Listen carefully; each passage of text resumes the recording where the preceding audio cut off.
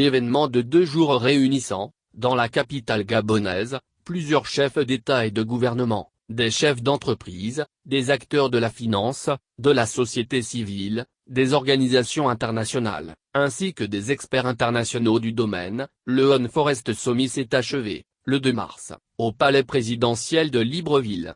Ouvert par les présidents gabonais et français, le segment de haut niveau a été l'occasion d'aborder les problématiques de la recherche des mécanismes de rémunération des services écosystémiques rendus par les forêts et les modèles de business pour les protéger durablement.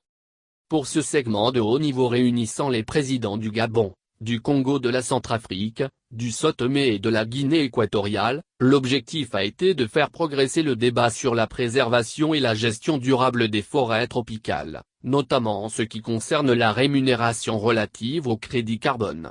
Du coup, les travaux ont débouché sur de nouveaux engagements et plus d'initiatives concrètes.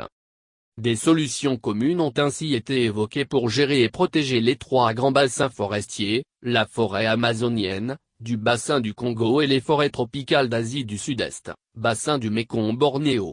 La commercialisation des crédits carbone, source de financement innovant mal connu, moyen de rétribution pour les efforts de protection de l'environnement, le plus prometteur pour une transformation éloignant de la déforestation, a également été abordé.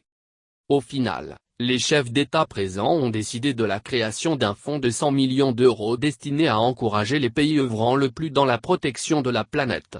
Nous allons mettre 100 millions d'euros additionnels pour les pays qui souhaitent accélérer leur stratégie de protection des réserves vitales de carbone et de biodiversité dans le cadre des partenariats, a fait savoir le président français, Emmanuel Macron.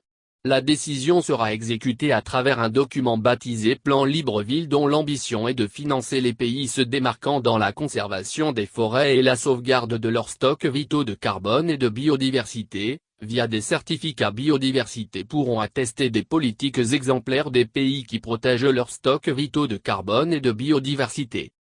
Ils pourront être échangés, selon lui, avec des États souverains ou avec le secteur privé au titre de contribution à la protection de la nature.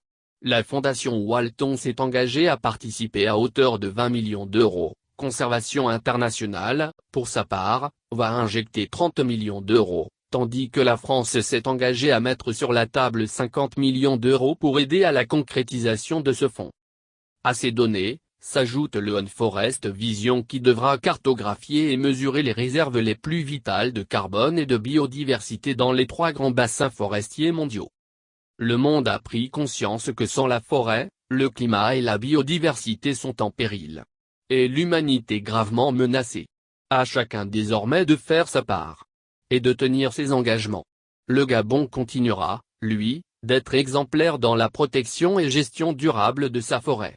L'heure est à l'action, a indiqué Ali Bongo Ondimba, quand Emmanuel Macron a donné rendez-vous en juin 2023 à Paris, pour un sommet sur le financement vert. Il reste maintenant que les conclusions de cette rencontre de Libreville ne soient pas des conclusions de plus, mais qu'elles produisent des retombées profitant à la planète et à tous.